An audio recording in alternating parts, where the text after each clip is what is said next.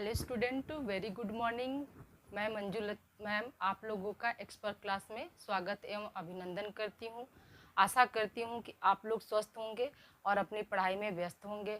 Dear student, मैं आप लोगों के लिए को करिकुलम का कोर्स लाई थी, जिसमें आप लोगों को मैं 3 चैप्टर पढ़ा चुकी हूँ। उसी से आज मैं मिसलेनियस टाइप के क्वेश्चन आप लोगों के लिए लेकर आई हूँ।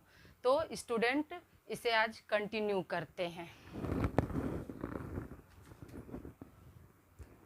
पहला क्वेश्चन है आप लोगों का, पहला क्वेश्चन है टॉप टू टो असेसमेंट दिया जाता है।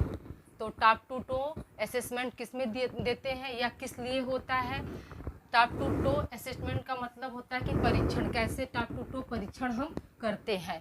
तो शीर्ष से पैर तक का परीक्षण जो होता है वो किसके अंतर्गत आता है? टॉप टू टो असेसमेंट के अंतर्गत आता है या इसी के अंतर्गत हम देते हैं। नेक्स्ट क्वेश्चन है आपका, रेड क्रॉस का गठन किया गया था।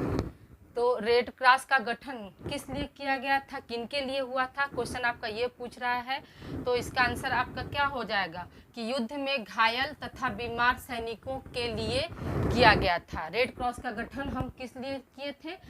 तो रेड क्रॉस का गठन जो हुआ था किसके लिए हुआ था? तो युद्ध में जो सैनिक घायल और बीमार होते थे उनको प्राथमिक चिकित्सा देने के लिए ही रेड क्रॉस का गठन किया गया था। नेक्स्ट क्वेश्चन है आपका, विश्व प्राथमिक चिकित्सा दिवस मनाया जाता है। तो विश्व प्राथमिक चिकित्सा दिवस हम कब मनाते हैं? तो सितंबर माह के दूसरे शनिवार को मनाते हैं। सितंबर माह के दूसरे शनिवार को हम क्या मनाते हैं? विश्व प्राथमिक चिकित्सा दिवस मनाते हैं। डियर स्टूडेंट, अगला क्वेश्चन है आप लोगों का, विश्व प्राथमिक दिवस मनाया जाता है। तो विश्व प्राथमिक दिवस हम कब मनाते हैं? तो 7 अप्रैल को मनाते हैं। विश्व प्राथमिक दिवस हम कब मनाते हैं? 7 अप्रैल को मनाते हैं। और विश्व स्वास्थ्य संगठन का गठन कब हुआ था, यानी WHO का गठन कब हुआ था? तो आपका 7 अप्रैल 1948 में इसका गठन किया गया था। नेक्स्ट क्वेश्चन है आपका, प्राथमिक चिकित्सा का मुख्य उद्देश्य है। प्राथमिक चिकित्सा का मुख्य उद्देश्य क्या होता है, यानी फर्स्ट एड का मुख्य उद्देश्य क्या है? तो फर्स्ट एड का मुख्य उद्देश्य होता है जीवन की रक्षा करना। नेक्स्ट क्वेश्चन है आपका, 2020 में प्राथमिक चिकित्सा की थीम क्या थी? यह आपका मोस्ट इम्पॉर्टेंट है, इसे आप देख लीजिएगा। 2020 में प्राथमिक चिकित्सा की थीम क्या थी? तो डियर स्टूडेंट, 2020 में प्राथमिक चिकित्सा की थीम थी प्राथमिक चिकित्सा जीवन बचाती है। स्टूडेंट, थीम और उद्देश्य में आप कंफ्यूज मत होइएगा। उद्देश्य है आपका फर्स्ट एड का उद्देश्य, यानी प्राथमिक चिकित्सा का उद्देश्य है जीवन की रक्षा करना। और थीम जब पूछा जाएगा, यानी ईयर का थीम पूछा जाएगा कि 2020 में प्राथमिक चिकित्सा का थीम क्या था, तो हम क्या बताएंगे? 2020 में प्राथमिक चिकित्सा का थीम था कि प्राथमिक चिकित्सा जीवन बचाती, यानी फर्स्ट एड सेव लाइफ। इसको इंग्लिश में क्या बोलते हैं? First aid save life. अगला क्वेश्चन है आपका, प्राथमिक चिकित्सा की शुरुआत हुई थी। तो प्राथमिक चिकित्सा की शुरुआत कब हुई थी? तो प्राथमिक चिकित्सा की शुरुआत हमारी 11वीं शताब्दी में हुई थी। ईयर नहीं दिया बेटा, अगर यहाँ पर शताब्दी देगा तो हम क्या लगाएंगे? 11वीं शताब्दी। आपके ऑप्शन में आ सकता है 11वीं शताब्दी में, 12वीं शताब्दी में, 20वीं शताब्दी में, या उपरोक्त किसी में नहीं। तो हम किस पे जाएंगे? 11वीं शताब्दी पर जाएंगे। अगर पूछा जाएगा कि प्राथमिक चिकित्सा किस सन में लाई गई थी, तो डियर स्टूडेंट यहाँ याद रखिएगा, इसको हम लाए किस सन में थे? तो 2000 में लाया गया था। इसको कब लाया गया था?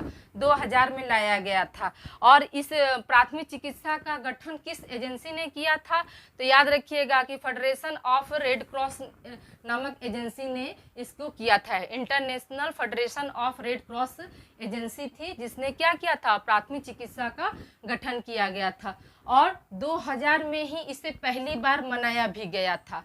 किस दिन मनाया गया था आपका? तो आपका सितंबर माह के दूसरे शनिवार को मनाया गया था। अगला क्वेश्चन है आपका, प्राथमिक चिकित्सा की जाती है, यानी प्राथमिक चिकित्सा जो होती है वो कैसे की जाती है, क्या होता है? तो इसका आंसर हम क्या लगाएंगे? प्राथमिक चिकित्सा नियमानुसार तथा चरणबद्ध, यानी स्टेप बाय स्टेप हम करते हैं। नेक्स्ट क्वेश्चन है आपका, प्राथमिक चिकित्सा के कितने चरण होते हैं? तो डियर स्टूडेंट याद रखिएगा, प्राथमिक चिकित्सा के हमने आपका चरण कितना बताया था? 4 चरण बताया था। तो क्वेश्चन आपका पूछा जा सकता है कि प्राथमिक चिकित्सा के कितने चरण होते हैं, तो हम क्या आंसर देंगे कि प्राथमिक चिकित्सा में 4 चरण होते हैं। नेक्स्ट क्वेश्चन है आपका, प्राथमिक चिकित्सा का पहला चरण है। कभी कभी क्वेश्चन आपका ऐसे भी पूछा जा सकता है कि प्राथमिक चिकित्सा का पहला चरण क्या होता है, तो हम क्या बताएंगे? पहला चरण होता है क्षेत्र को सुरक्षित बनाना। पहला चरण क्या है? क्षेत्र को सुरक्षित बनाना। दूसरा चरण क्या होता है? घायल व्यक्ति की स्थिति का मूल्यांकन करना। तीसरा चरण क्या था? मदद के लिए पुकारना। और चौथा चरण क्या था डियर स्टूडेंट? प्राथमिक चिकित्सा देना। सबसे लास्ट चरण कौन सा है? प्राथमिक चिकित्सा देना। कभी आपका क्वेश्चन ऐसे बन सकता है कि प्राथमिक चिकित्सा का अंतिम चरण है, प्राथमिक चिकित्सा का अंतिम चरण है, तो अंतिम चरण हम क्या बताएंगे कि प्राथमिक चिकित्सा का अंतिम चरण क्या होता है? प्राथमिक चिकित्सा देना। अगला क्वेश्चन है आपका, एबीसी का फुल फॉर्म है। एबीसी का फुल फॉर्म क्या होता है student? Airway, breathing, circulation. Airway, breathing और सर्कुलेशन किसका फुल फॉर्म है? एबीसी का। नेक्स्ट क्वेश्चन क्या है बेटा?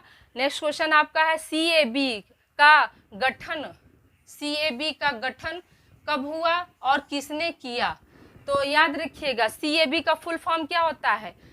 एबी का फुल फॉर्म है एयरवे, ब्रीदिंग और सर्कुलेशन, और सीएबी का फुल फॉर्म क्या हो जाएगा? सर्कुलेशन, एयरवे, ब्रीदिंग हो जाएगा। क्यों? क्योंकि 2010 में ही एबी को हटाकर आपका सीएबी लाया गया। और इसे किसने लाया था? तो अमेरिकन हार्ट एसोसिएशन के द्वारा प्राथमिक चिकित्सा के लिए इसे लाया गया या इसका गठन किया गया था। डियर स्टूडेंट, यहाँ तक आप लोगों को कोई कन्फ्यूज़न नहीं हुआ होगा।